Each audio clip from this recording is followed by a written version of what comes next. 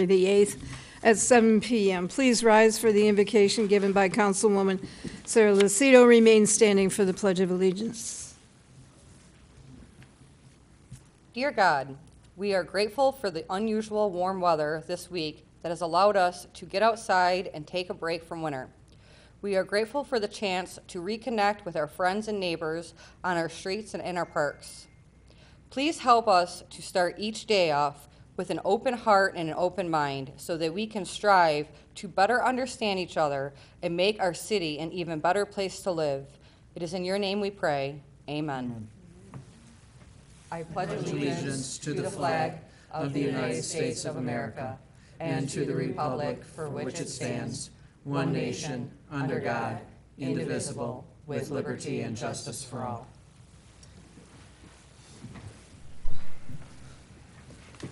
Please call the roll. Councilmember DeMonico? Here. Councilmember Lucido? Here. Councilmember Kleinfeld? Here. Councilmember Owens? Here. Mayor Pixley? Here. With that, we'll move into item number 2, which is the approval of the agenda. And I believe, Mr. Albright, you said that we didn't need to have a closed session for pending litigation with the DOJ. Is that correct? That is correct, Madam Mayor. I do not have an update to provide to the council at this time with regard to that case. Of course, certainly happy to answer any questions in closed session that the council may have regarding the pending litigation, but the federal judge has not issued an opinion and order as of today regarding the city's motion for summary judgment, which was argued back in August of 2018. I'd like to propose just changing item A then to discussion of purchase of real property. And I'll make that a motion. And I'll support it. Anything else?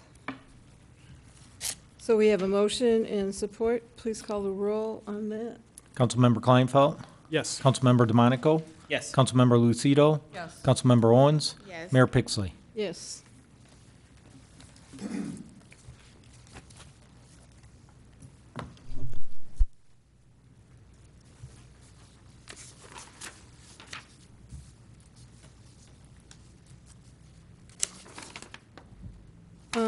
I guess I did have a question under approval. Never mind. It's wrong. All right. So with that, we move to the first hearing of the public, please. Anyone wish to be heard? Hi, everybody. My name is Andrew Spagnola. I'm a new business owner here in Eastpointe. Just wanted to come in and introduce myself to everybody and tell you a little bit about our business. My family's been involved in this community for over 50-plus years, and I'm excited to do the same and carry on the tradition. Our business is called Spag Burger on 9 Mile, right across from Tim Hortons, next to the Dairy Queen. We're very excited to be a part of the change here in Eastpointe and try and better the community. I recently joined the Chamber of Commerce to help better the community and help with the change. And we envision this company to be a great success. We want to open up quite a few locations, starting here in Eastpointe. We want to create some jobs, do what we can and give back to the community that we started in. That's all. Thank you. Any questions from And anyone? thank you for choosing Eastpointe. Of course, of course. What's your specialty? Does anyone else wish to be heard? Good luck. Welcome.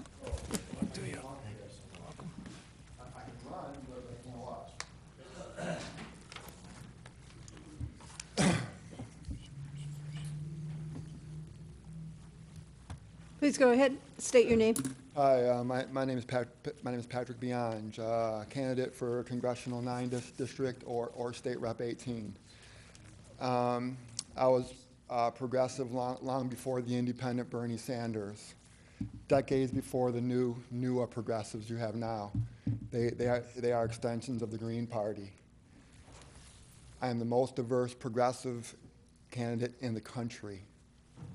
I include human protections, human/animal protections in my social justice legislation, and I include sustainable energy and organic agriculture in my economic bills.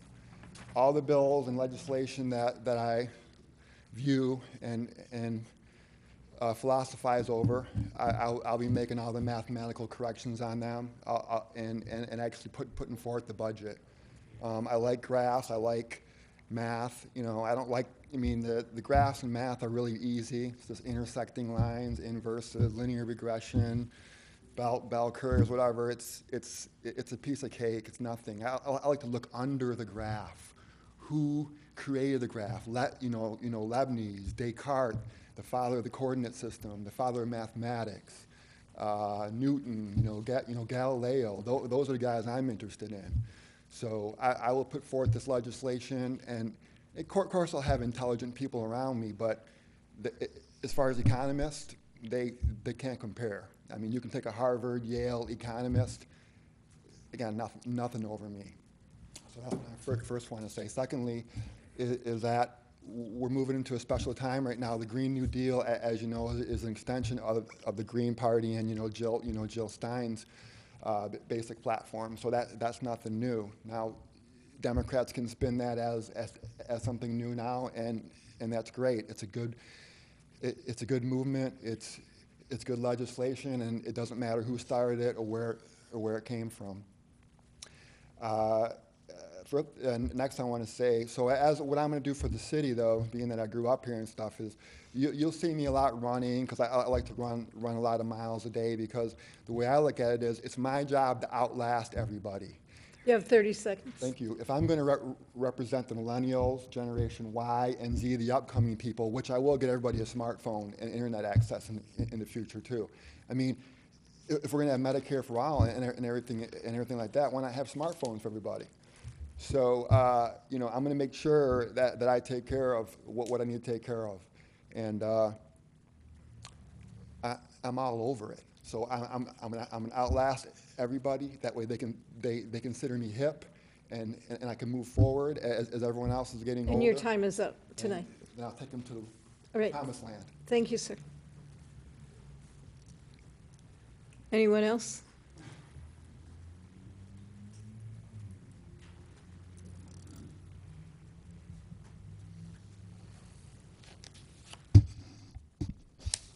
Karen Morajan, Eastpointe resident.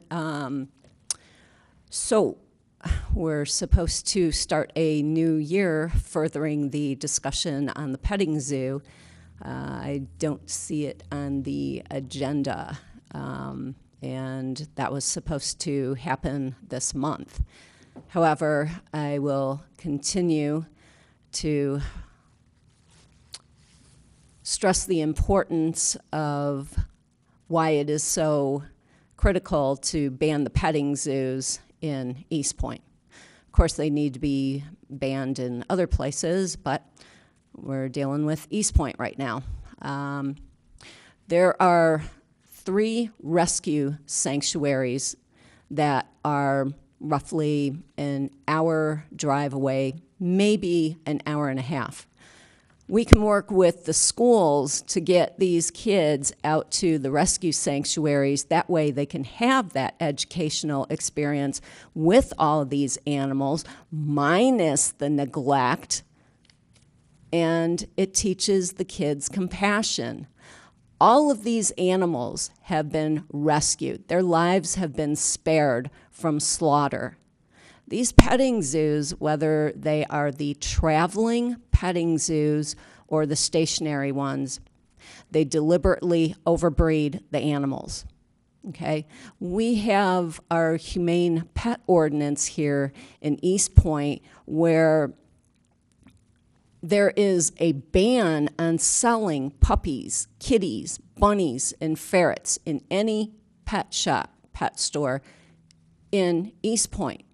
But when the city allows these petting zoos to come in here with these animals, it's a huge conflict, because what those petting zoos do is they deliberately overbreed all of their animals. Why? So that babies are in the petting zoos.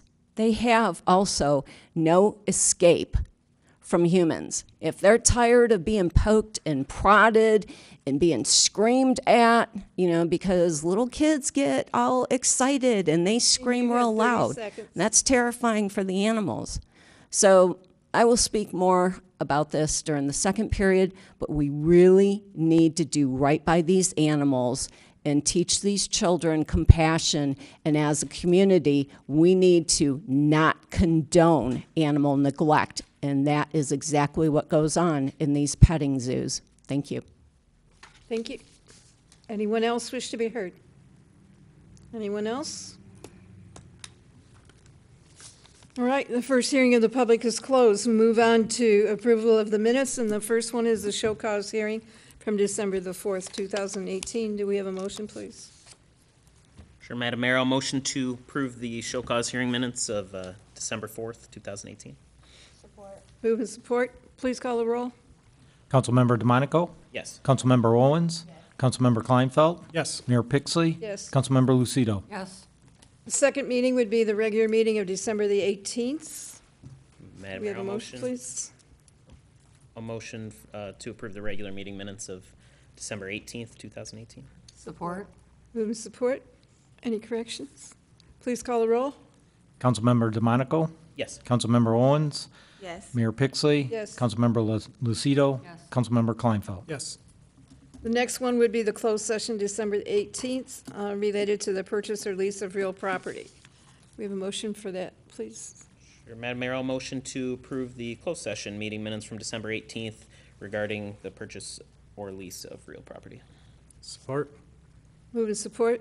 Any corrections? Please call the roll. Councilmember DeMonico? Yes. Councilmember Kleinfeld? Yes. Mayor Pixley? Yes. Councilmember Lucido? Yes. Councilmember Owens? Yes.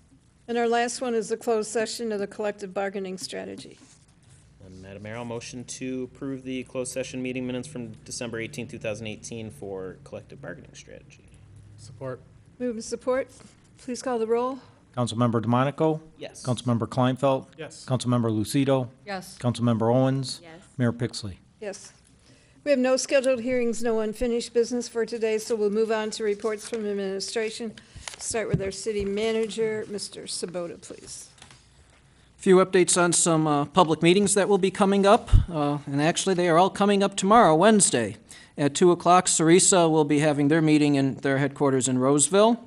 At 3:30, Rare will have its meeting. And then at 7 o'clock, the Parks Commission will have their meeting at Spindler Park.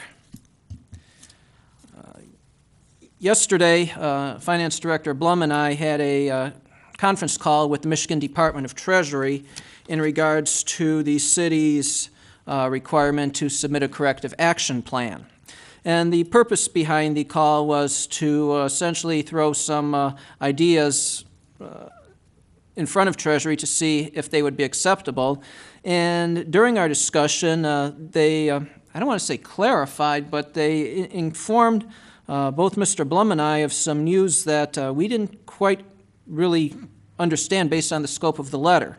We have been operating under the belief, based on what we had seen, that we are required to get up to a 60% funding in our pension plan within 5 years.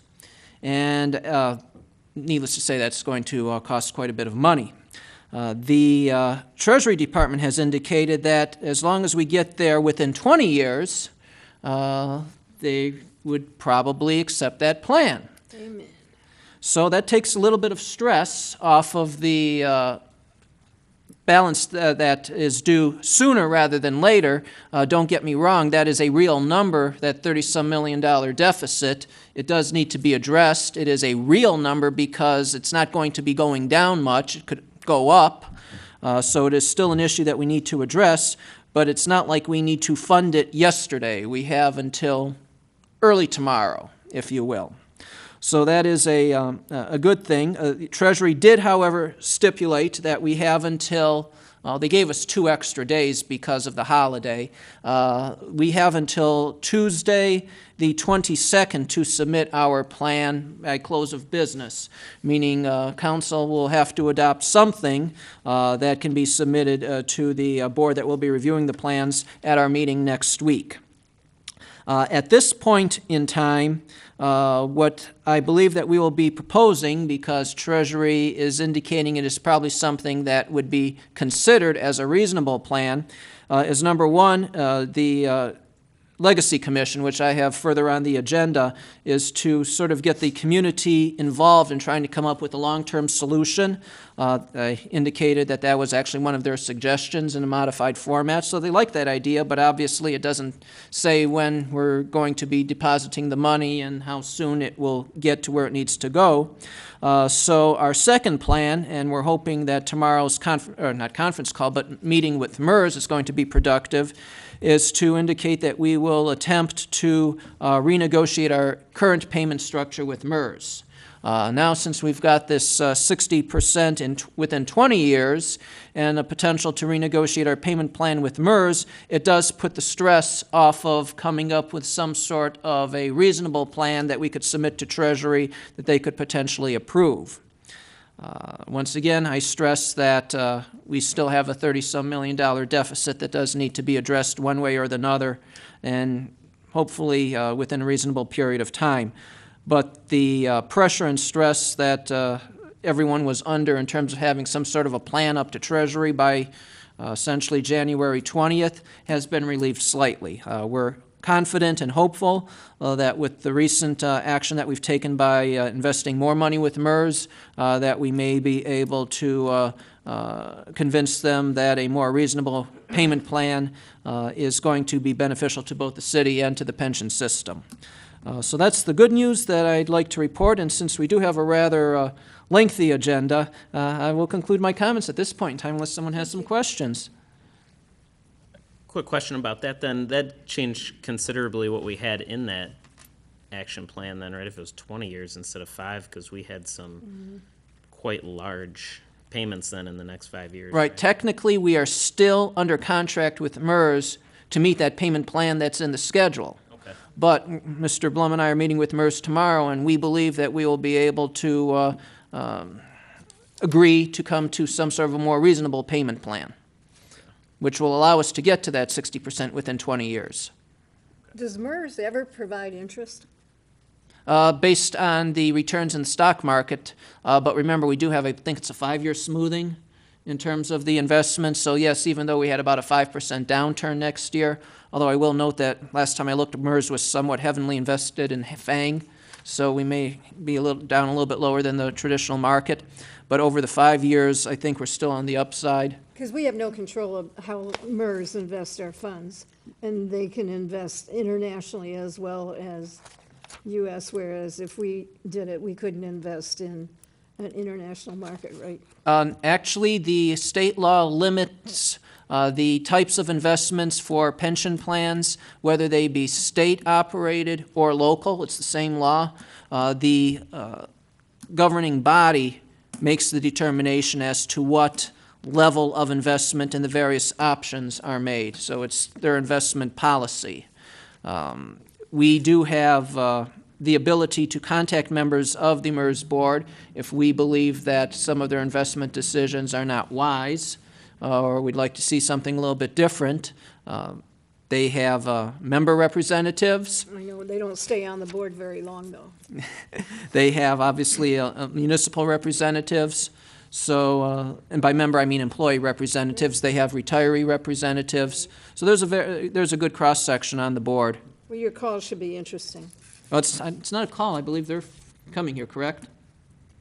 Yeah, we have a 9 o'clock meeting tomorrow morning. Have fun. We've been having discussions for probably 2 months now on the payment plan, so hopefully they have an answer. They've been running it past their actuaries to see if they can come up with something that works. Okay. Anyone else have questions? All right, let's move on to our finance director, Mr. Blum. Okay. And the only thing I had was, it would have been good news prior to our discussion with Treasury, which was that the Senate Bill 838 was passed, which reduced the pension bonding requirement down to a single A from double A. Now that we know we don't have to be funded within 5 years, and we hopefully can work out a payment plan with MERS, we'd rather not pay the interest. But it is it's a fallback, I guess, if things don't work out. and that was passed. I actually got a call from our labor attorney between Christmas and New Year saying it was approved, it was going to be signed, and the governor did sign it on the 28th of December. So it's there. It's now a tool that we can use if we need to. And that was all I had. I had a question from a number of residents today concerning the fact they think that their water bill suddenly went up this month. Was there some reason, There's no change in rate. no change in rate? Must have It's had too many probably just parties. increased usage over the holidays. No change in rates. Okay. Any other questions? Well, I did have one other question. The information that went out related to Chappeton and the fact that we're going to be working with the Drain Commission so that we will be putting some gates in the 9-mile drain and the 8.5-mile drain, and then also expanding the canal down at Chappeton. So it will reduce the amount of, it will eliminate the need for elimination of the combined sewer systems that we have. And the news that went out, and it was in the East Sider as well as in the Macomb Daily, said that it was probably going to cost us about $32 million instead of $298 million.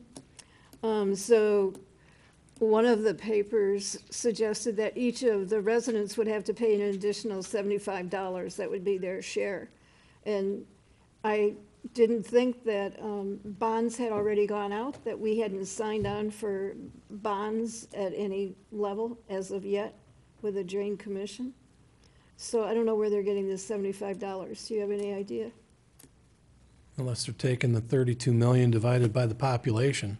I have no idea where they would have come up with that. Well, they did get $3 million from the state, so. Right. But we haven't heard anything. Mike and I sit on that board, and we haven't heard anything at all. But sometimes they send letters, love notes like that to you. Have not seen anything come into me, no. Okay, thank you. Madam Mayor, if I may, I did forget to mention one thing. Sort of sitting behind the corner over there, and he says he likes to be a man of few words, but I believe it's appropriate to introduce to the public and to this body officially now our new Deputy Fire Chief and Fire Marshal, Nicholas Sage. And since the Public Safety Director doesn't have a microphone at this point in time, I figured I might as well get on the bullhorn and welcome him to the ranks of the administration and to the meeting today.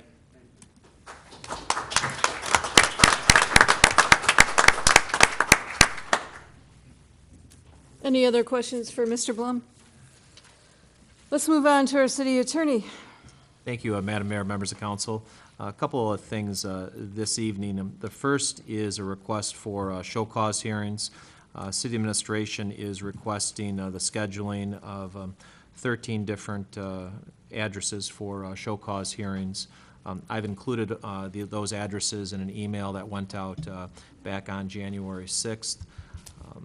I would imagine that the council probably wants to break those up into two different hearings as opposed to having them all before a single city council meeting. Yeah, a So- couple of them looked a little bit complicated, so. Yes, and so if the council wishes to have those scheduled before each of the meetings in February, I can make sure that the appropriate notices go out. Is that all right with council? Yeah. An hour before for each of those two meetings? All right. Okay, thank you. And the second item I had is back on December 27th, I circulated an email to the council with a proposed articles for creating a nonprofit corporation. Those articles were created pursuant to the authority contained in MCL 117.40, and for example purposes, I assigned a name to that. This would certainly be something that the council would want to consider as far as the name, if the council wants to go in this direction. But those articles set forth a board of directors for this particular corporation, and what it would allow the city to do is to actually collect and receive donations which would come into the corporation, which would then be given to the city to then be dispersed to the various commissions, for instance, the Arts and Cultural Diversity Commission. I know that there was an interest several months ago in allowing that body to accept donations for art projects. And after research, it was determined that that body, standing alone, could not accept tax-deductible donations. I believe that by the implementation of these articles and then also creating bylaws, that the city would then be able to engage in those types of activities. Now, again, the numbers that I use in here, for instance, the number of members on the board, I just pulled numbers out of the air just for example purposes. If the city wanted to use those, or if they wanted to adjust those up or down, that would certainly be the province of the council to do that.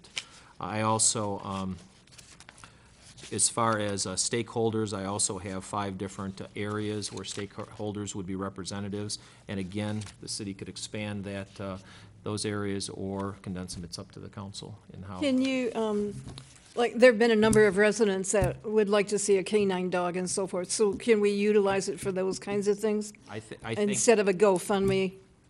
I think that this particular corporation would be able to do that, yes. Okay.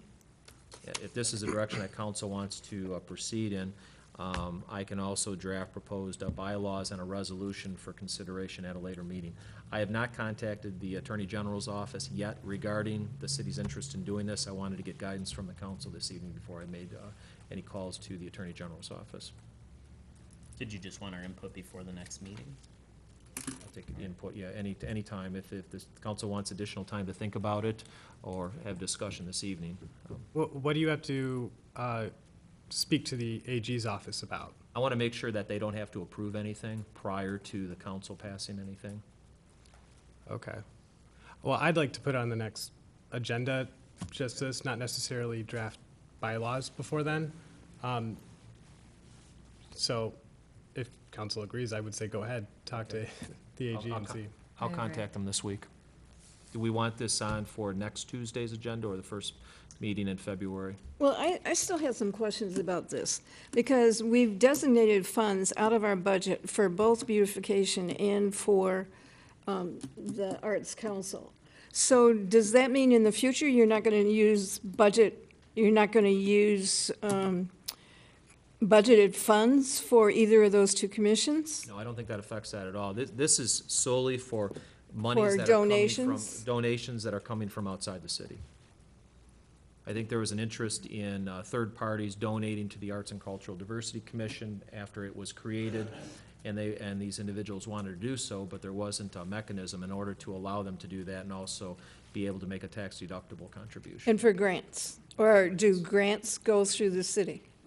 Grants, I think, could also go through this particular nonprofit corporation. You'll see under Article 2, subsection B1, one of the purposes would be to solicit and receive contributions, grants, and donations of cash, property, and other items. Okay.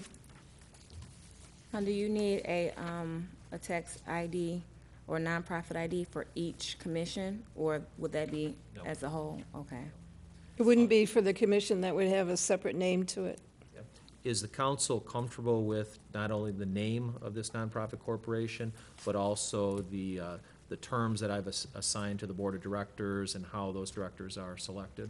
So would you have city employees? You can't have city employees on that type of a, No, the way this is structured right now is the city manager and the mayor would both be directors. We would also have a city council person as a director, and then an at-large director would then be selected, and then we would have 5 stakeholders representing various areas in the city. For instance, I've included those on page, beginning on page 6, there would be an affinity organization stakeholder, a business/banking stakeholder, an education stakeholder, a faith-based organization stakeholder, and an arts community stakeholder. I haven't sent you any comments on this yet, but I'd probably like to do that before the next meeting. Okay. We want to maybe have this on for February's meeting then? That gives us several weeks then. let's do it for the second week in February, a second meeting in February. I mean, I'll leave that up to the council. I'd prefer to get moving. The Arts Commission is going to kill me, I think. But I mean, at the next meeting, I don't want to take action. I just want to maybe talk about the articles, and if we all, it's not very long. It's only 12 pages. If we can just like read through it and see if we have different concerns. Do we want to just discuss it during my report section, or actually have it as an agenda item for next week? Either would be fine, I think. I would prefer having it as an agenda item. I guess going back to the question, I just asked, I don't know if I asked it clearly. Now, I know Mayor was talking about the K-9. Now, when people are putting money into this account, how is that going to be if it's a check for arts and a check for K-9 and a check for parks? How do you differ each account? Is it going to be a separate account for each commission so This that the money don't get? This nonprofit corporation will ultimately, based on the directors, they will make that determination on how it should go. But obviously, if someone's making a contribution to go to a particular commission, for instance, or for a particular purpose in the city, that's the whole purpose of this nonprofit corporation, is to recognize that and to hopefully follow the wishes of whoever that donor is. Okay. Yes, Mr. Moda? I think probably the best way to describe this organization is that it's completely independent of the city. Yes. Right, that's what, yeah, I'll talk to you some more about. And the only other item I had, council is in receipt of our monthly status report. I'm happy to answer any questions any of the council members may have.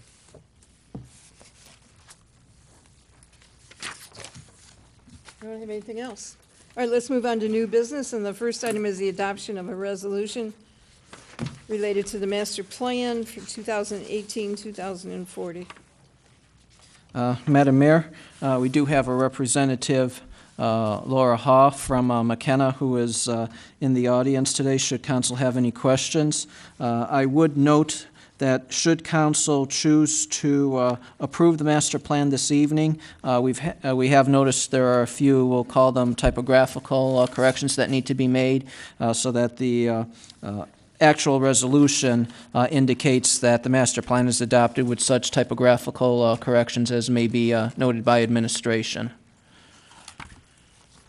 All right, do we have a motion, please? Madam Mayor, I motion to adopt resolution number for the master plan of 2018 to 2040 with the corrections that administration has found, identified. Support. We have a motion and support. Please call the roll. Councilmember Lucido? Yes. Councilmember DeMonico? Yes. Councilmember Kleinfeld? Yes. Councilmember Owens? Yes. Mayor Pixley? No. Second item is the request to waive fees regarding the vacant house at 16289 Nikolai. We have a motion on that, please. Personally, I'd rather just move on and let the item die because I don't think we should. I wanted more information on this, actually. I could provide that, Madam Mayor, if council wishes. Today?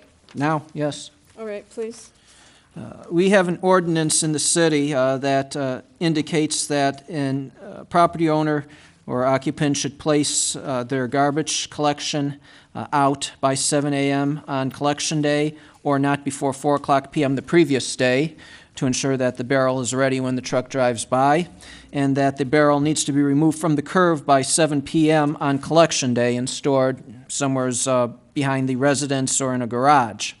And this particular incident occurred. It was discovered that the collection barrel was placed out after the vehicle, refuse vehicle, had driven down the street. The procedure is for a sanitation inspector to tag the barrel, and by tagging, we tape a notice to the front door. And I actually have a picture of the particular tag with the late set out. It would be posted on the front door. And the next day, which was after 7 o'clock on collection day, the inspector drove by again and saw the barrel. Well, by rights, the barrel should not have been there. So the inspector then engaged in what the ordinance allows, which is to collect the refuse and dispose of it. And there was a charge associated with that for labor, disposal, and use of the vehicle. The property owner did indicate that the property was registered as a vacant property in the city and question why the city does not call, knowing that it was a vacant property. Indicated that the property owner did have a good point, so I looked into that, and it turns out that really only the building department maintained, I don't want to say maintained, but actually used the information about vacant properties. So we have now changed procedures to ensure that the fire department, the police department, and DPW all have access to this information should the need arise. However, once again, the waste receptacle was still out the next day, and it should have been removed, so this is a legitimate charge. And the property owner did request city administration to waive the fee, because the property owner believed that the fee should not have been issued because we knew it was a vacant property. However, the ordinance and the fee schedule does not allow administration to waive any fees, and we advise that if he's requesting a waiver, that a letter should be written to City Council, and hence the letter arrived, and it's been forwarded appropriately. I think I'm with Mr. Kleinfeld on this. I think if, it should be your discretion to handle this actual incident. Now, if, for example, that's a short amount of time or something and there was a policy change, then we could consider that. But for a particular actual incident, according to the current ordinance, I think that should be the city manager's office. Yeah, It just well- ends there. Rich, if someone wants to fight an ordinance violation, they normally would go to district court, wouldn't they? Yes. We shouldn't be in the business of waiving fees, I think. It could have the potential to open up a floodgate of these types of cases. Just driving around the street.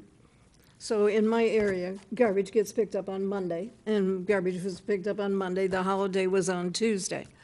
So there was a house on Valley, and it had 5 bags of garbage, not even a container.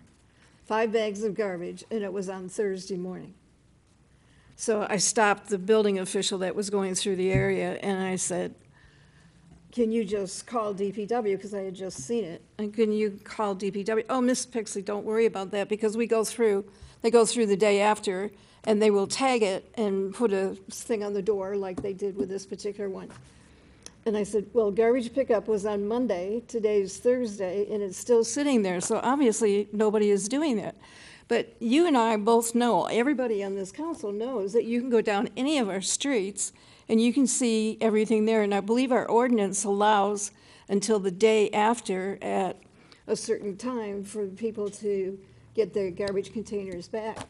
So this is, like Rich says, it is a keg of worms. And there's lots and lots of residents that are really upset because people are not putting the garbage out on time or they're not picking it up. So I agree with Rich and Michael that this should probably go back through district court. But this is a problem, and I think we need to address it a little bit more than what we currently are. Madam Mayor and Mr. Attorney, if I may, we did not issue any ticket. This is a simple fee for service where we give you a notice and you essentially have until the end of the day to correct it. If not, the city will address it. In terms of policing streets with sanitation 2 days after collection, that's something that I can discuss with our DPW director and code enforcement to see if there's a system that can be developed to ensure that those types of violations are appropriately cited and addressed essentially in the same manner as this one is.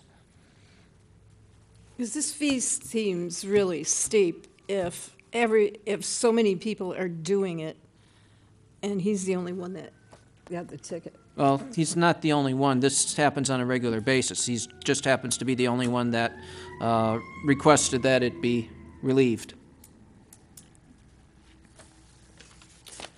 All right, so Michael, what was your motion? I just thought if we took no action, the item just dies. So, Mr. Sabota, would you review this with DPW and housing or whatever and get back to us at the next meeting and tell us what is happening and how they review whether people are picking up their garbage containers and moving them? I can do that. Please, thank you. All right, our next item is a request to purchase tasers for the police department. Madam Mayor, I'll motion that Is these. he leaving? Oh, No. Hasn't left yet. All right, I'm sorry, go ahead. A motion, the Eastpointe City Council approve the purchase of tasers and related equipment for the police department in the amount of $5,565 and waive the bid requirements in accordance with section 2-548 due to the fact that the vendor is the sole supplier of the equipment requested. Support. Move with support. I had a question on this. For Director Rohi, why do we only need 4? Why not more than that? We probably could use more, but this is through a grant. Every year we apply for the JAG grant, the Justice Assistance Grant, and the funding is based on crime statistics. So I just want to make it clear, the money or the funding that we're using to purchase this equipment is from 2017. They dispersed the money late, and it's somewhat odd, but we received the money, but this is from 2017. But we use some of the money for new modems for the police cars and also a couple of the mobile data computers in the police cars. So the rest of the funding went toward tasers. So we get this grant every year? Typically we do, but we're not guaranteed. Some cities do not get funding for this. So this was 2017's grant. Yes. What happened to 2018? We just received money for that recently. Okay. And we have to 2020 to spend the 2017 money. Okay, so with the 2018, are you getting more tasers or? We how are is it going to purchase all new, I'm trying to think what they set aside for. It's prep radios, I'm sorry, prep radios and So we just bought accessories. some, didn't we? Some of that money's coming from the grant, through the 18 grant. Okay. So, but this is the 17 grant. It just took forever to receive it. Okay. Thank you. So we have a motion and support. Please call Support. the roll. Councilmember DeMonico, Yes. Councilmember Lucido, Yes. Councilmember Owens, Yes. Mayor Pixley, Yes. Councilmember Kleinfeld. Yes. Our next item is schedule a public hearing for the fiscal year 2019 CDBG application. Council, what is your choice? We were given a date no later than February 22nd. Yeah, February 5th sounds good. That's what we have in the recommended motion. That's fine. Yeah. Fine with me. Okay, somebody want to make a motion, please?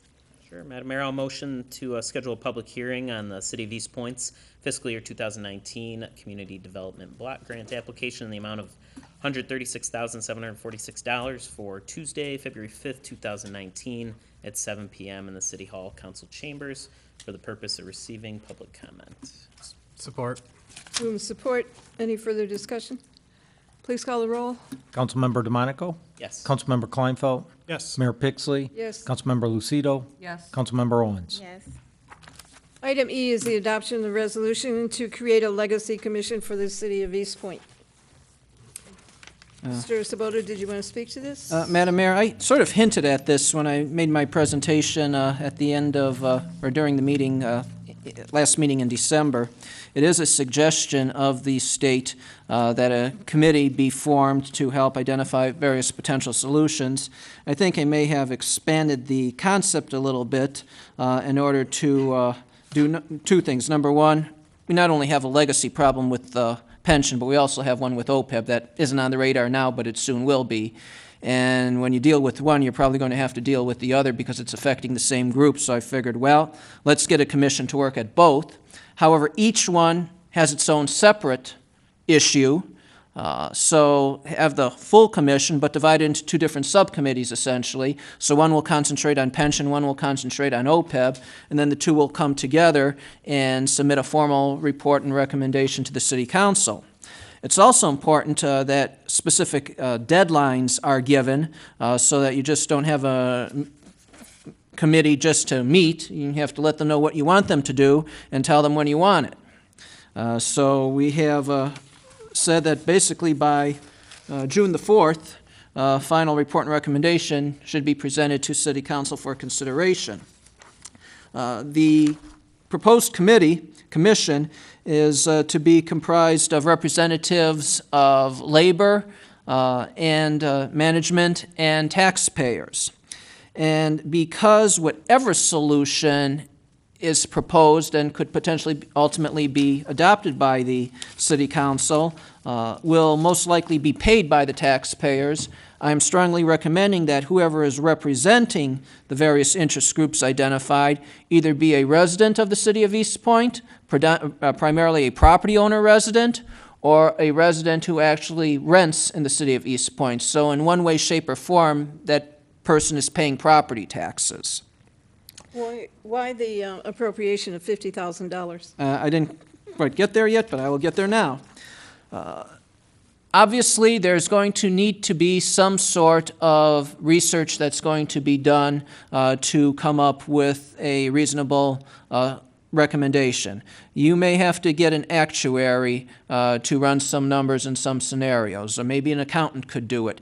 Potentially, you may need to call upon an attorney to provide some advice as to what is reasonable and what isn't reasonable. Being that this proposed commission is being ordered to be considered a public body, there will need to be minutes taken of these meetings, so we'll have to pay to have the minutes taken. I put $50,000 as a nice round number. That's essentially $25,000 per committee. Do I believe we're actually going to spend $50,000 on it? No, but the last thing we need to do is to come back to City Council and have to wait potentially 2 weeks to get authorization, which, when you're working on a deadline, it'll put everybody behind. Going back to the composition, we're looking to have one active and one retiree of each of the following employee groups. Would be Police Command and Patrol, that's one group. Firefighters is a second group. And Clerical, Laborer, and Courts is a third group. I understand this is somewhat similar to how the old city's pension system was represented. The other groups would be residents, would be 4 resident non-employees or retiree property owners, and 2 resident non-employee or retiree business owners. So you've got the residential property owners represented, you have the business interest represented, you have the active employees represented, and you have the retirees represented, and every single one of those groups has an interest in what the ultimate decision is going to be, or recommendation. Yes? Can I jump in real quick? Can I make a suggestion? I think I'd rather see just one person from each union as opposed to how you have it grouped in one. They could decide if it's an active or a retiree, and then it'd be the same amount of people. I'd rather not group like 3 of the unions together, because how would you decide? I'd rather personally just see someone from each of the unions. Well, the theory was that City Council would receive applications, if you will, because council appoints the commission, and then based on the groups, we'd sort of put them together. One thing council would have to be concerned about is that the representation is not skewed to either current employees or retirees. That's why I was sort of thinking like 50-50 right down the middle. And originally I had proposed 1 rep from each particular union, and I was advised that because I discussed this amongst department heads, that it could potentially become too large of a group. Originally, I had this as a 22-member commission, so I pared that down considerably. And also, it may be very difficult to find, especially if we're looking primarily for residents, resident retirees, 1 in each particular union. And would that person potentially be willing? So if you group them together, you have a bit of a larger pool to come up with a smaller number. I'm just talking about that. I think there's like 3 paragraphs on the membership there. That first one where you said 1 active and 1 retiree, and then there's 3 groups of unions. Like Command and Patrol were together, you're saying firefighters is the second one, and then Clerical, Labor, Court. I'm just saying as opposed to, because you're saying 2 from each group, which is 6, right? Correct, so that'd be 3 times 2 is 6. So I'm just saying, just do 1 from each, and obviously they'd either be active or retiree as opposed to, But I their think it's benefits important to have the same amount as retirees as Right, active. yeah. I think that number has to be even, though. Because their benefits would be completely different. I mean, and their views are completely different. right, but so this is just my personal thoughts. If I I kind of was thinking in a different direction. I actually don't like this. I don't think we would do this, but for pleasing the Treasury, because it doesn't make sense. This is a funding issue, and it's not, having stakeholders involved doesn't make sense on the funding side of things. Of course, everyone is just going to agree we should be able to fund it. But really, I feel like administration, it would make more sense for administration to contract for professional services if they need it and then come to a recommendation from council. A board of this makeup, I think it's really just going to be a presentation to them, guided by administration, and then passed on to us. I don't think it makes sense, because budget issues are something that's our responsibility to make decisions on, and it doesn't make a lot of sense to me to allocate that for pension and OPEB. They would actually be looking at more than just funding, though, because they would be looking at the benefit side and how to possibly change benefits to reduce the liability. So it is a two-pronged approach. If it was just funding, then you're right. Well, essentially, Well, HSA, like. That's this gonna would help, like that right. could be one. Theoretically, when we go into contract negotiations, if the unions have, or interested parties have ways to make it more affordable, that would be the time that you bring it up during negotiations. True, but the idea was to get some citizen input as to what they would like to see, which then would help guide some of the negotiations. What other cities It's are a different doing approach. And then I'd I don't also know have to if ask, it are is you going to be city- paying your active employees their regular salary while they're on this commission? No, that would be completely voluntary. So it's a voluntary? It's a voluntary. What other cities are doing this? I haven't done a survey. I thought it was a good idea. I've actually seen another community, actually in Oakland County, where there are, I guess you can call it controversial issues, where they literally form these types of advisory commissions, make them public bodies in terms of you have to follow the Open Meetings Act and the Freedom of Information Act, so that when the recommendation is made, you have buy-in from all the interested parties, and then council has more information with some trust behind the support in the community, especially the community that will be directly impacted by the decision. And I've seen it over the past several years, and amazingly, it works very well. And you go to a council meeting, and after the action's been implemented, you're not hearing complaints, essentially because the people were involved in the process. But it still requires council approval after the committee comes forward. Correct. And council is not required to approve the recommendation. It's that you've had this group of interested parties get together, they've examined all the options, and they believe that in their individual interests and the interests as a group, that this is probably the best way to solve it, and they're making that recommendation to council. And council then can choose to accept, reject, amend, or do nothing. Do that anyway. And we are, I mean, this group already would have the actuary report. The actuary report's not going to change from the time that it's provided to the auditor to the time that it's provided to this commission. So why would you be having them come forward as well on this? The purpose behind a use of an actuary services would be to look at different scenarios based on changes in assumptions or based on changes in benefit levels.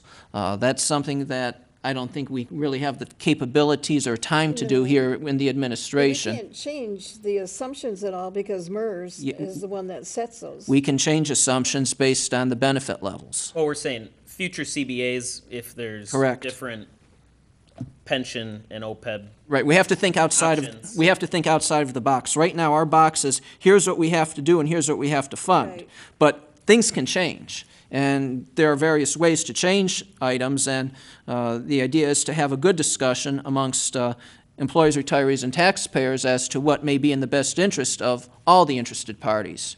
So you're having a discussion at 9 o'clock tomorrow morning with MERS. Correct. So I'd like to table this till the next meeting, till we hear what MERS has to say tomorrow, because they might just be super nice to us and come up with some phenomenal opportunity. I still think the bonding thing's a good idea, but We could bring it up in this commission. And that would actually be an option for the Legacy Commission to consider. Can we, Sorry, Mike. would council be willing to maybe just table this until our next meeting and just put it on the next time? I'll, I'm yeah, fine with table. I'll make a motion to table until our next regular meeting. Support. Moved and supported. Please call the roll. Councilmember Kleinfeld, Yes. Councilmember DeMonico, Yes. Councilmember Lucido, Yes. Councilmember Owens, Yes. Mayor Pixley. Yes. Our next item is goal setting, introduction, part one. As council is aware, when I was negotiating my employment agreement, council wanted an opportunity to evaluate me, and from a point of fairness, I'd like to know what I'd be evaluated for. And I thought the way that we could best tie this in is if council was able to set some goals and some reasonable objectives by January 31st, which essentially is 3 months after I'm on the job, so I have an idea where things are, where everything's buried, and then moving forward, what council would like to do. And that January 31st date was good because it's also at about the same time where we're going to begin preparing the budget. And the idea is if you have a goal as a body, how do you effect that goal is to place that goal and related expenses in the budget document. So here's where we are with the timing. We have 2 meetings before the end of January, this week and next week. So I thought that I would start the discussion at this meeting and identify some of the items that I have heard that council favors, and then there could be a potential discussion here, and then hopefully we'll be able to come to some sort of a consensus at the next meeting where we could identify 5 goals. That way each council member could potentially get one of their goals in there. And those goals, I'm hoping, would be able to keep the following 3 principles in mind. Number 1 is, what does council believe are the most important issues facing the city? If it's an important issue, then we should have a goal associated with that. Number 2, what issues do you as council want administration to concentrate our, and for a lack of humor, extra time on? In other words, we know that we have to run the city on a day-to-day basis, and there are things that we have to do. But is there something that you want us to do better than what we're presently doing? Is there something that you want us to do that we're presently not doing? Is there something that you would like us to do that potentially no one thought of until this very moment? So that's the other principle to keep in mind. And finally, if it's a goal and you want administration to work on it, will you as council see this goal as dominating your council agendas for the next period of time, let's call it for the next year? In other words, if you're going to say something's important, you want administration to work on it, but then you're never going to discuss it or receive reports on it, well, is it really as important as you're laying it out to be? So keeping those 3 principles in mind, hoping that we'll be able to identify some goals that are important to individual council members and as a body. And as you are aware, I did have an opportunity to talk to each of you individually, one-on-one, soon after I started. And my first question to you was, what are your top 5? And that was a spontaneous way of me trying to determine what is important to you as an individual council member. And I basically wrote them down in the order that you gave me, and I made sure that everyone gave me 5. And then afterwards, I said, let's see if there's any trends. And sure enough, we had a couple of trends that developed. And the most mentioned 4 out of 5 members had identified that a public safety complex, now granted you had various conceptions of what that would look like, but that was something that you figured important, but even more interesting was that it was high on your list. So public safety complex, I think, was something that was in the budget document. I really haven't done anything much with, but if that's something that council believes is still important, then we can maybe identify some sort of a reasonable objective. And I'm just going to throw out an example. Public safety complex is important. So by June 30th, we would like to have a contract with a firm to do a feasibility study or a needs analysis of what that would look like. That would be a reasonable goal that's quantifiable and measured.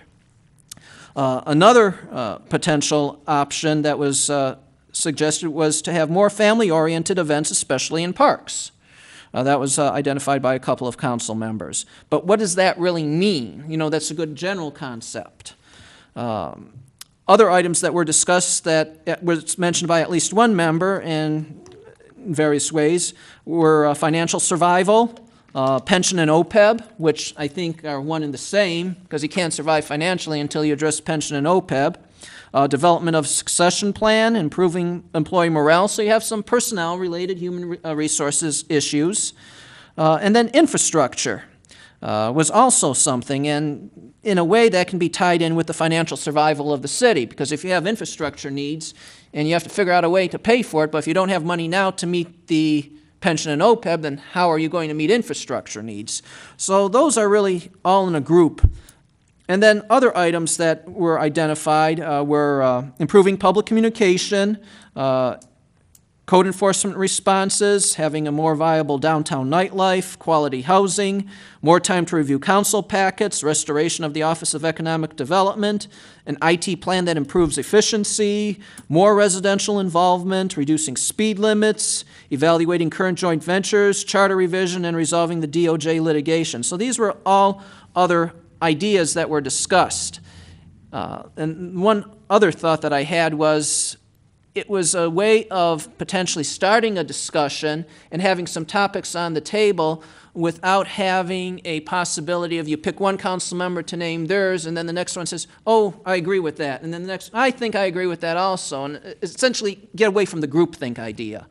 So I'm hoping that this concept that I've thrown out there today with listing some of the issues that have been voiced to me over the past couple of months, and then maybe there's something else that's on there, is a good way of generating some discussion so that when we come to the meeting next week, we might be able to formulate a motion where we could identify maybe 5 of these and maybe even identify some reasonable goals and objectives, measurable, that can be met. So I'm not expecting any motions today. I'm really looking for some sort of discussion as, well, here's what's in your minds. Now let's see if we can get together and somewhat formulate something a little bit more formal. Who wants to go first? I say just do them all. Looks like about 5 to me. Well, you know what? I was going to ask you, I didn't have time to look at the contract before the meeting. I thought the contract was mainly addressed doing like a performance evaluation, which would involve goals set for you. I actually think doing a formal city setting of goals is something that would merit a workshop, which is what we've done in the past. I don't remember the last time we did it. I'm not sure if anyone else does. January last year. So I do think that perhaps maybe at the next meeting, if you want to do a performance evaluation, typically Rich or other city managers request a closed session to do that portion, and then maybe we should just schedule an actual workshop, because I think it's a lot to try to squeeze into a meeting, goal setting. I think there's a lot of ideas here, and as an example, a public safety complex is nothing that you're going to accomplish in 1 year. It's something that you start on and then you Correct. do it in phases. Exactly. So, but some of the other things are things that you can plan ahead of time and have them like an event in a park or whatever. Like a family-oriented event, we're starting to plan on the Memorial Day parade already. So those kinds of things. Sarah's going to plan it this year, so. Yeah, and some of these things are really separate, like improve employee morale is a administrative or internal goal, not like a city goal. Infrastructure will always be on our major list because you have to keep at it all the time. It's something that you can't say we're not going to do it the next 5 years, although that's been done in the past. But And I do believe, Mayor, that it's important to note, if the public hasn't already recognized the fact, that there's long-term planning in mind from all the council members. And that's something you very rarely see from elected officials.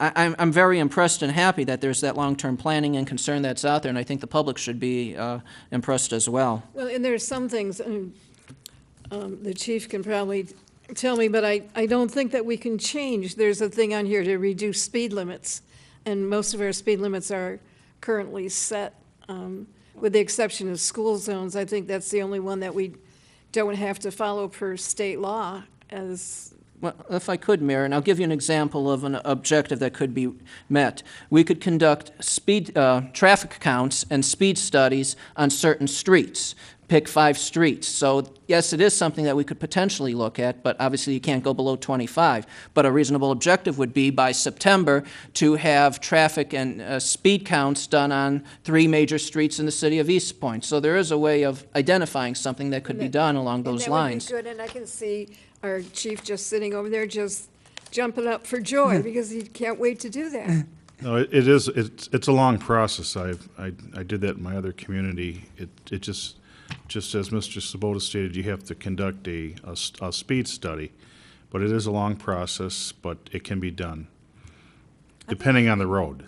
So that's what I'm saying, is those things are things that you want to phase in, and you can say, by this time you'll do some studies and then exaggerate and then come up with a plan. Sure. I think they did one, when I did a ride-along with one of the police officers, I think he retired, he said they did a study some years ago on certain streets already. Predominantly, one of the streets were my streets. We deal with a lot of speeding, and that's why I kept on bringing up the speed bumps and things like that to reduce speeding if we can't reduce the speed limits. So I think they did that some time ago because when I first moved to Eastpointe, they had certain police officers sitting at certain corners because they knew where the speeding was at. So you don't have those stats anywhere that you can find from. I can check into that. Okay. You know, it's funny too, because people think, because you put more stop signs up, people are going to start slowing down. But there's study after study, there's more accidents because of more stop signs. So, just because you lower the speed limit doesn't mean that we're going to reduce accidents. There's many factors. It could be the road condition, the width of the road. We have to look at the number of accidents that occurred in that certain roadway. So there's many things that you take in consideration when you're looking at reducing speed limits. Okay. And even speed bumps, some people think that's fun. They put their vehicles in 4-wheel drive and it's like they're on the beach, jumping up and down, but, As much Yeah. as I treasure all these things that everybody said to you on your opening interview, what I'd like to hear is what the residents perceive as the top 10 things they'd like to see the council work on. I know the first thing would be water bills, the second thing would be. All right, council, what would you like to do with this? Well, I guess I would ask if, Mr. Sabota, if you're going to want us to do a performance evaluation at the next meeting. Well, actually, the purpose behind the contract was to have certain goals and objectives identified so that a performance evaluation could be conducted. You can't evaluate something where I don't have clear goals and objectives. So that was the purpose behind establishing something by January 31st. Okay.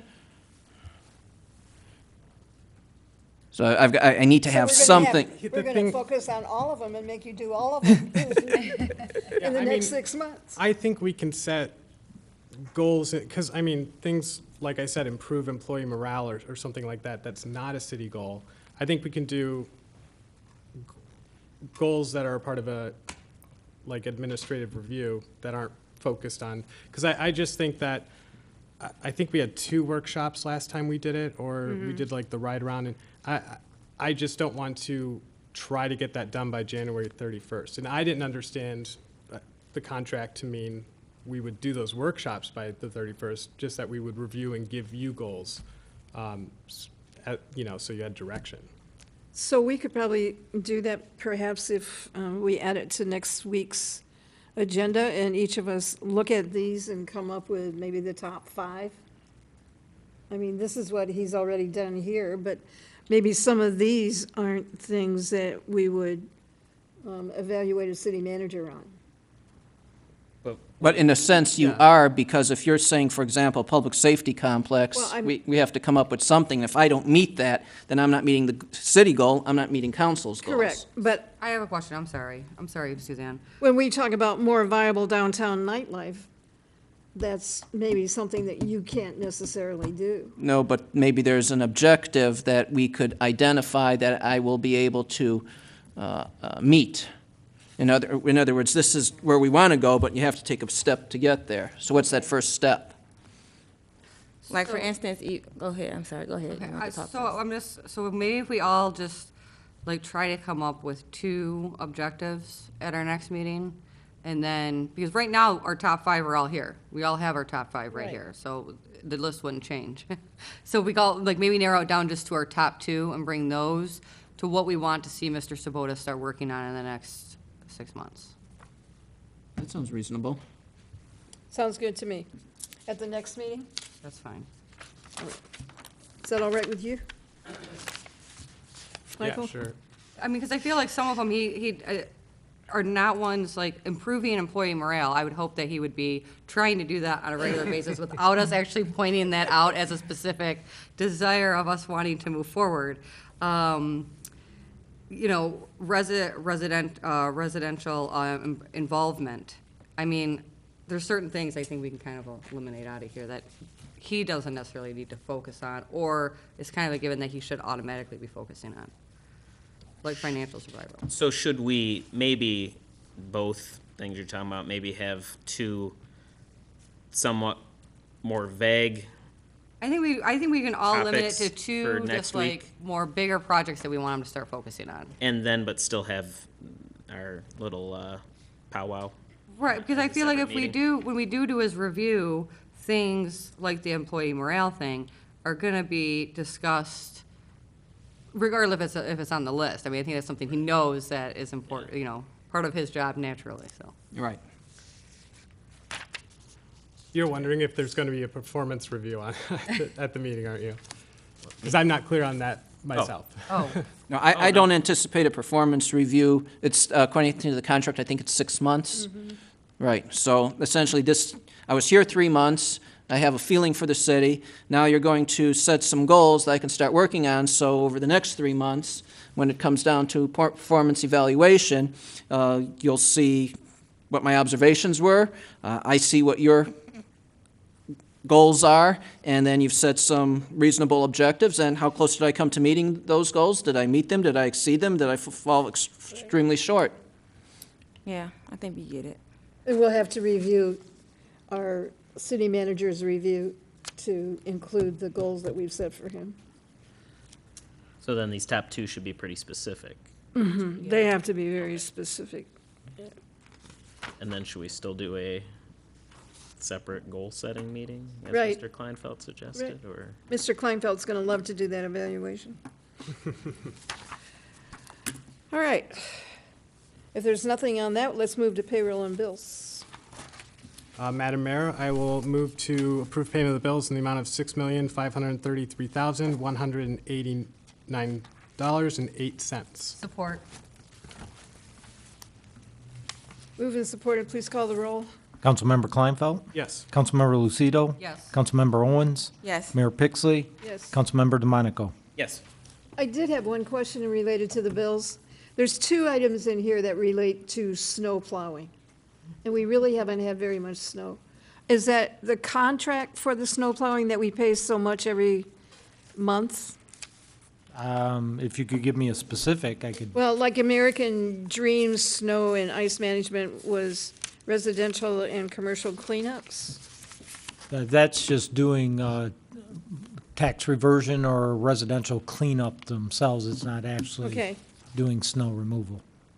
And then there was the other one, Ed's 2 Men and Mower, and it was residential cleanups, but also salted at city properties. We did have, some occasions where we had some icy situations and we come in and salt. So he has strict guidelines on what I want and when I want it Okay. done. All right. That was my only question. So move and support, please call the roll. Believe I did. Yes. We're done. Hearing of the public. Anyone wish to be heard?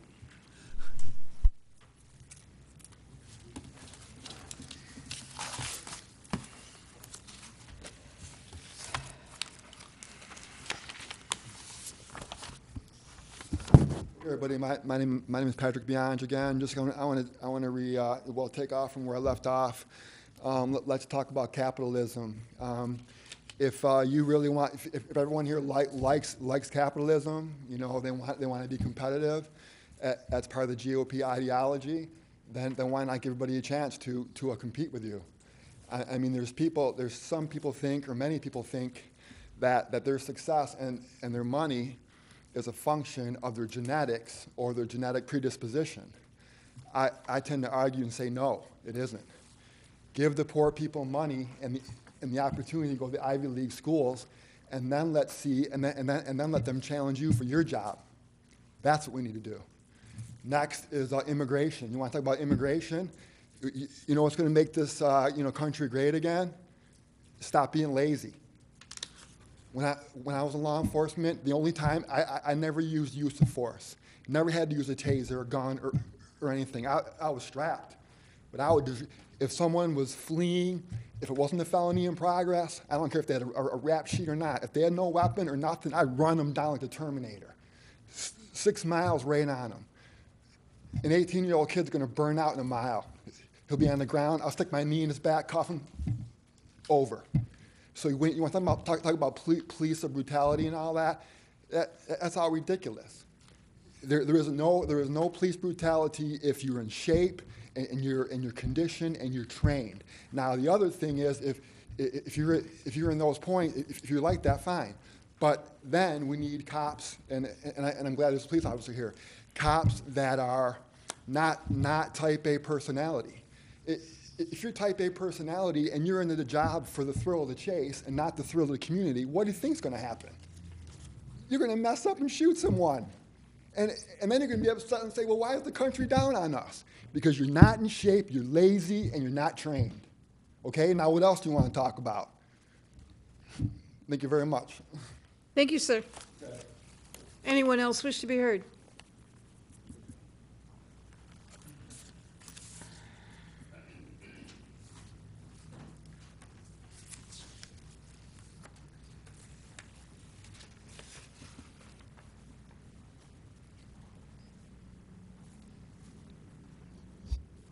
Karen Morajan, Eastpointe resident. So continuing from the first public comment period in regards to the petting zoos, one question, I hope, I don't care who answers, but please, in your comments, let us know when is the petting zoo discussion going to be put back on the agenda. That said, let me continue. As I mentioned earlier, these petting zoos, they deliberately overbreed the animals. They always want the babies there because that's what people want to see are the babies. And what happens when they are no longer babies? They're adults and they're sent to slaughter. That's not something we want to be teaching kids. That's very upsetting for kids to learn that.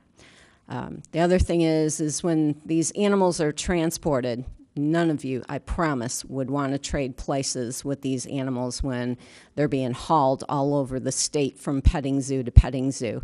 I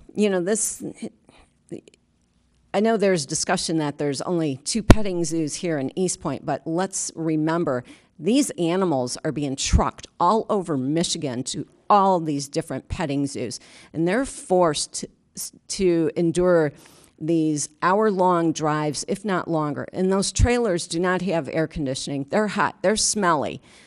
And I don't think any of you would want to be inside of your own vehicle and you don't have air conditioning and the temperature and the humidities in the high 80s, if not 90s. You wouldn't do that to your children. And there are plenty of studies to show that these animals have the same cognitive abilities as toddlers, but yet we treat them like they're nothing, but something that's expendable. When you're done with it, throw it away. When it becomes a nuisance, get rid of it. Our shelters are bursting at the seams because of petting zoos, because of commercial breeders, because of people who do not understand how to properly care for animals, and they act on impulse. And then they throw these animals away like they mean nothing. We know the neglect. We recognize the neglect. That's why you really don't see activists or shelter workers at the petting zoos or animal You have 30 control because seconds. we know what's going on. And the licenses, the vaccination, guess what? That does not stop the transmission of zoonotic diseases. Remember, September 2018, Fowlerville County Fair, they had their licenses, their certifications, everything, all their paperwork in order, and people still got extremely sick because of the transmission of zoonotic diseases. We do not need to be regulating petting zoos. We Your need time to is stand up. up for the animals and flat out ban these petting zoos. Stand up for the animals. Thank you. Anyone else wish to be heard? Mr. Curley?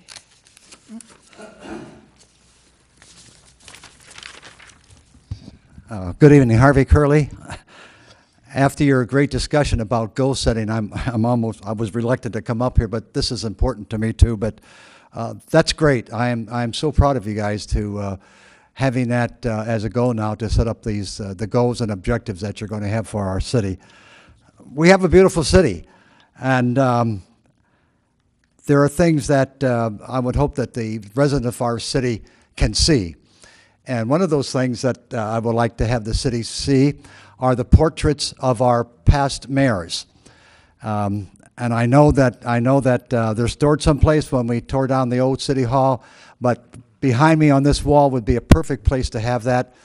Now I know that some of the picture frames are over 75 years old, and most of them are probably going to have to be replaced.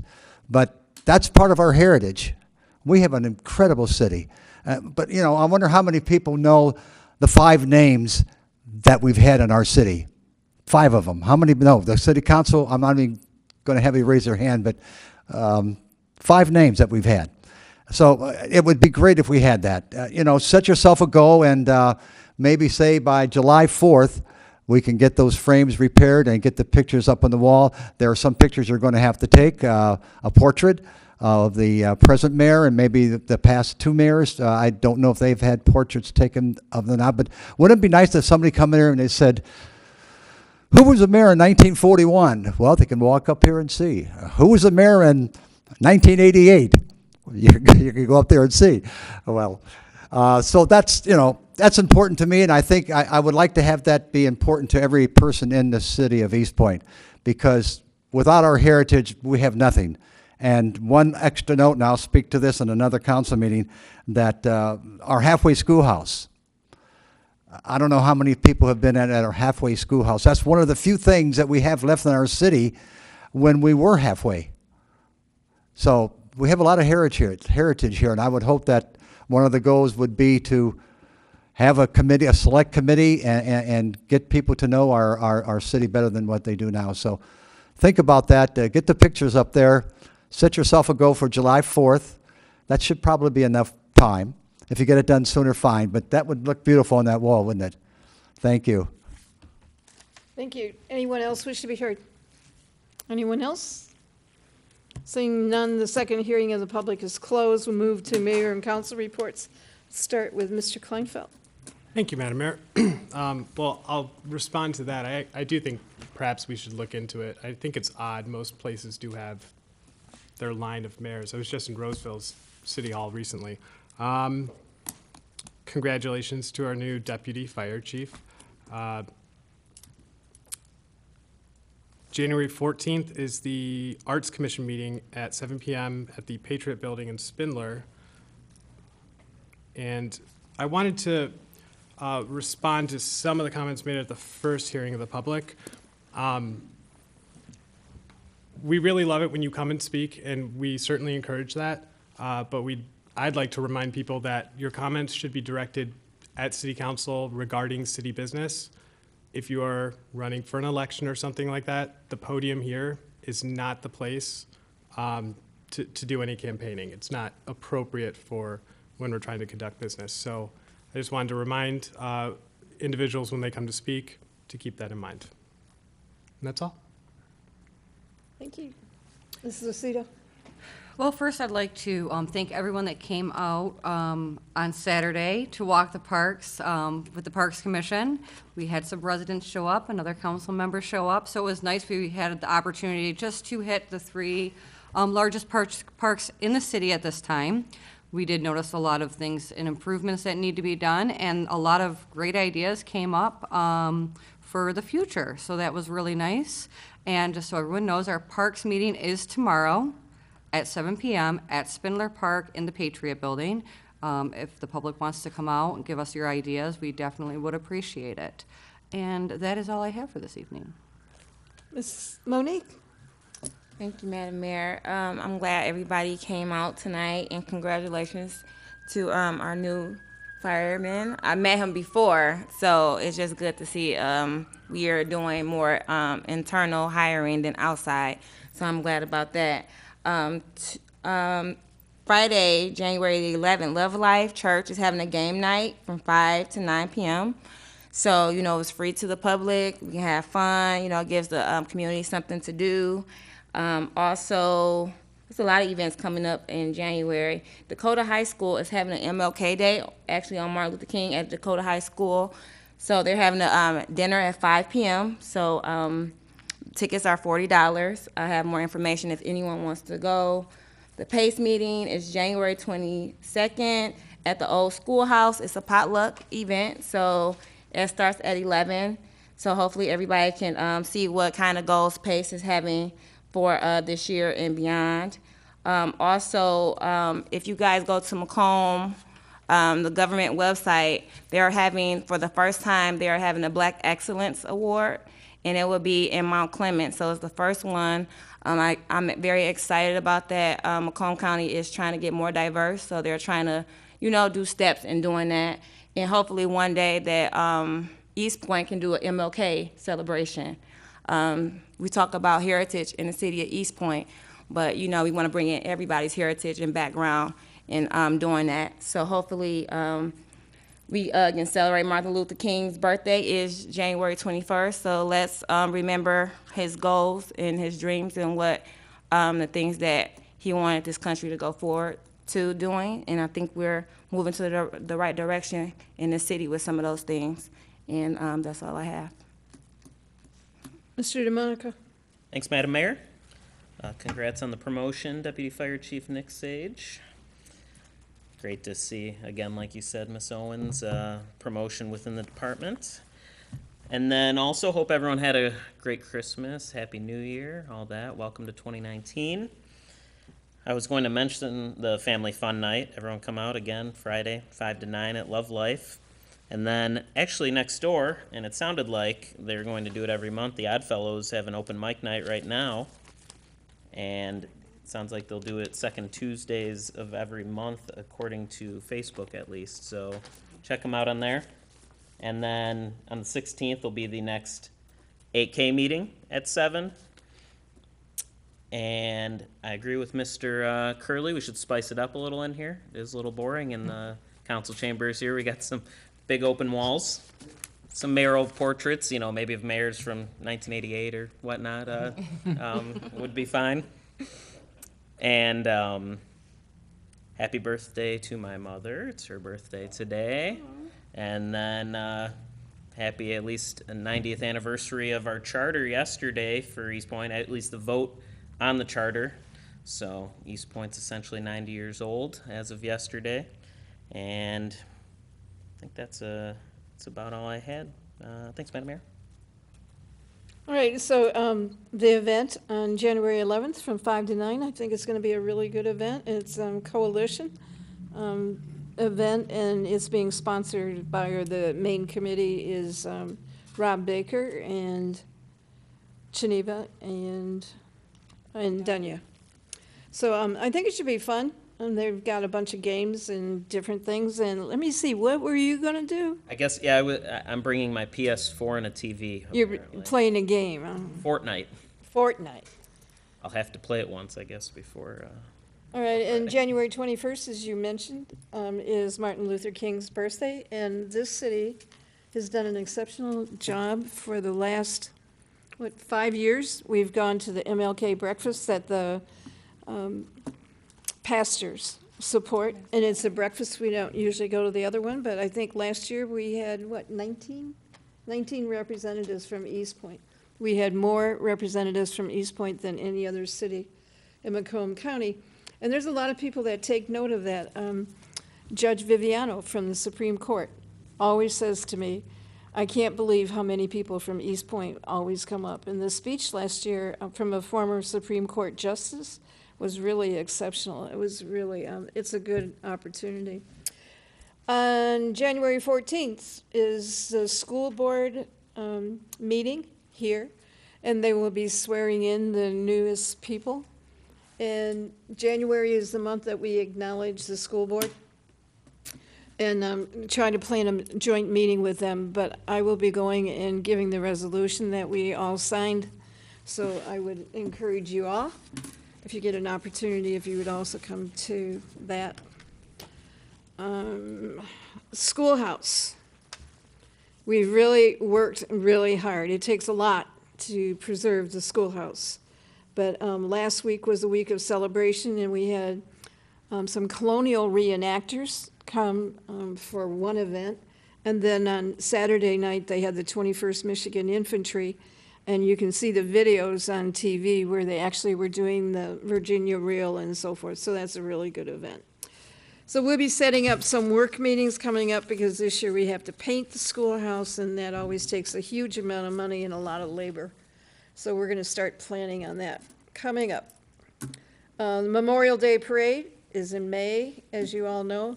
So we're going to start planning it, and I don't know exactly what time, but it will be on the last Saturday of the month over at the Military Museum. So we always encourage anybody that wants to work on that committee. It takes a lot of work to get that parade to happen. And that's all I have for tonight. So I'll entertain a motion to go into closed session. And Madam Mayor, before that motion is made, I think it's important to inform the public that I do not anticipate council taking any action on any items unless Councilman Kleinfeld believes that council will be taking action on the first item. Oh, no. Okay. And Mr. Sabota, I forgot to mention, at the January 22nd is the PACE luncheon, like Mrs. Owens mentioned, and you are going to be a speaker at that. Yes, I am. And you can be short and sweet that day, because we also give awards out for all the people that have been involved in PACE. So. And well, as long as that's in my performance evaluation, I'll be glad to do that. Oh, no, this is one of those extra things you get to Because I do believe that council can think that at times I can be a little bit long-winded, like December 18th. We will evaluate you then. Do another 2 Post-it note update. Well, I cut it down to 1 today. All right, so we have a motion in support. We have a motion, we don't, to go into closed session.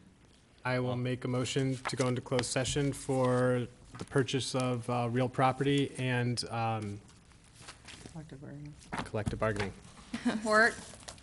Move the support, please call the roll. Councilmember Kleinfeld? Yes. Councilmember Lucido? Yes. Councilmember Owens? Yes. Mayor Pixley? Yes. Councilmember DeMonico? Yes. Okay, 5